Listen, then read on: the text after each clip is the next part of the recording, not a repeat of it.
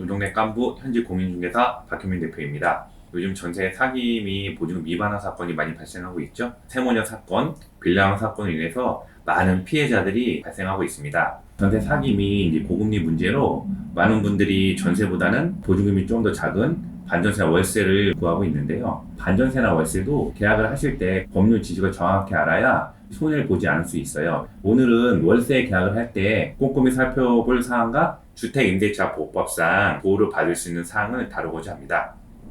대항력이 생긴다는 것은 주인분이 대출금을 못 갚거나 세금을 내지 못해서 경매나 공매에 넘어갔을 때 기타 채권자보다 우선해서 제 보증금을 받을 수 있는 권한이 생긴 겁니다. 어떨 때 발생하느냐? 임대차 계약서를 쓴 다음 전입신고를 하고 주민센터에 가서 이제 확정일자를 받고 점유를 하면 돼요. 임대차 계약을 할 때 대상이 되는 물건이 있죠. 뭐 단독, 다가구 주택, 아파트나 주거용 오피스텔, 빌라가 있습니다. 임대차 계약을 할 때 다가구나 단독주택 같은 경우에는 일단은 주인이 한 명이에요. 두 명인 경우도 있지만 대체로 한 명입니다. 그리고 등기부를 발급하게 되면은 토지 건물분으로 해서 크게 나와요. 각 호수마다 개별 등기가 돼 있지 않아요. 내가 들어가고자 하는 호수가 101호인데 임대차 계약 102호로 한 거예요. 그래도 대항력이 생겨요. 다만 아파트 빌라처럼 개별 분양을 하고 주인이 각각 틀리고 개별 등기가 돼 있는 경우에는 호수를 절대 틀려서는 안 돼요. 호수가 틀리게 되면 대항력이 발생을 안 해요. 실제 이런 실수는 잘 발생하지 않습니다. 제가 현직에서 13년 있으면서 딱 한 번 발생했어요. 물론 그렇다고 해서 뭐 경매가 넘어가 그러진 않았기 때문에 큰 문제가 되진 않았습니다. 집이 너무 좋아서 계약을 하고 싶은데 위험한 거예요, 융자 부분 때문에. 그러는 경우에는 주택임대차보호법 8조 4만 부분에 보증금의 일정 부분이라고 나와 있는 부분이 있어요. 최우선 변제 금액으로 하는데 융자나 기타 다른 채권이 있더라도 그 금액에 해당되는 금액으로 계약을 하게 되면 이 집이 혹시나 경매에 넘어가도 내 보증금 전체를 보호해 주는 겁니다. 그게 최우선 변제 금액이고요. 대법원 인터넷 등기 사이트 들어가시면 우측 하단 부분에 인터넷 등기소 간편 길잡이라는 부분이 있어요. 그 부분을 클릭하시면 소유의 보증금 범위가 나옵니다. 최우선 변제 금액을 말씀드린 거고요. 지역마다 틀려요. 서울특별시 기준은 5천만 원이에요. 다만 이 5천만 원을 판단할 때는 나보다 앞선 권리가 없어야 돼요. 나보다 앞선 권리가 있다. 근저당권이 있다. 근저당권 설정 일자로 돌아가서 최우선 변제금을 판단하는 거예요. 예를 들어서 21년 5월 20일 이후에 융자가 1억이 설정이 되었고 내가 5천에 50에 계약을 했다. 그러는 경우에는 5천만 전체가 보호가 되는 거예요. 근데 만약에 21년도가 아니고 그 이전 근저당이 설정되어 있다면 대법원 인터넷 등기소 들어가셔서 확인을 하셔야 돼요. 최우선 변제 금액은 시기마다 틀려요. 최초 근저당이 언제 잡혔느냐에 따라서 계속 이제 바뀌는 거예요. 줄어든다는 거죠. 그 부분을 잘 활용하시면 좋겠습니다. 최우선 변제 금액이라고 보증금을 전체를 다 받는 것은 아니고요. 융자가 예를 들어서 1억이 있어요. 가구가 10가구인 거예요. 다 보증금이 1,000만 원씩인 거예요. 이 최우선 변제 금액이 해당되더라도 낙찰이 예를 들어서 1억에 되면은 1,000만 원씩 나눠주는 게 아니고요. 낙찰 금액의 2분의 1에 대한 금액만 저희에게 빼주는 거예요. 500만 원씩 날아가는 겁니다. 배당하는 5천은 최초 근저당 설정했던 은행한테 상환해주는 거예요. 그래서 임대차 계약을 할 때는 최우선 변제 금액에 해당하더라도 건물의 시세, 임차인들 보증금을 꼭 확인하셔야 돼요. 요즘같이 전세 사기가 이제 기승을 부리고 피해자가 많이 발생한 이런 상황에는 계약하는 중개사분께 말씀드려서 그런 부분을 꼭 필수 체크하시면 보호를 받을 수 있는 거고요. 주택임대차 보호법의 대상이 된다고 해서 전체를 다 받는 게 아니면 유념하셨으면 좋겠습니다.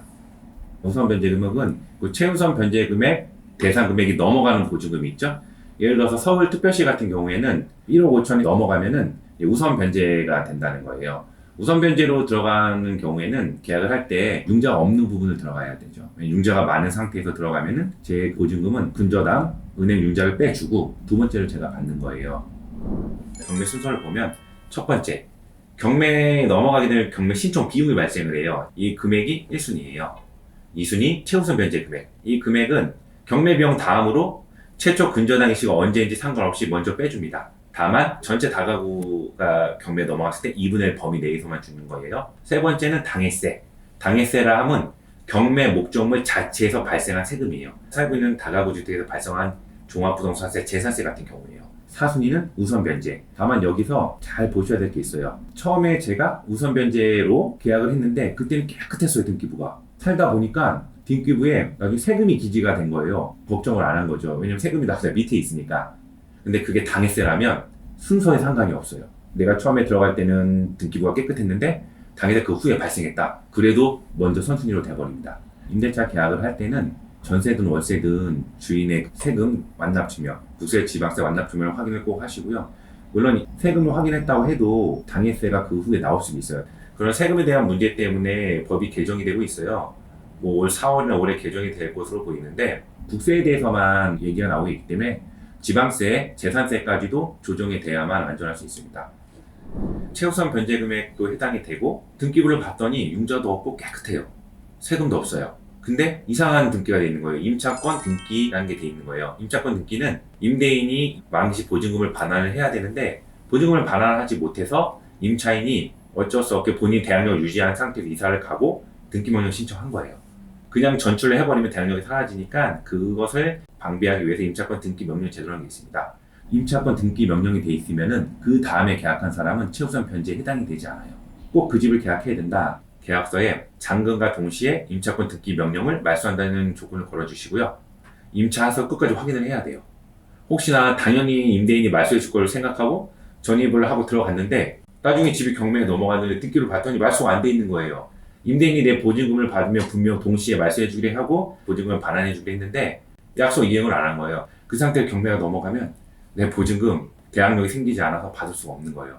경매 낙찰 대금이 커가지고 잉여금이 남는다면 받을 수 있지만 잘 체크하셔야 됩니다. 오늘 제가 말씀드린 내용이 유익한 정보가 되어서 혹시나 발생한 사고를 예방하고 나의 소중한 보증금을 잘 지키시길 바라며 이만 마치도록 하겠습니다. 끝까지 시청해 주셔서 감사드립니다.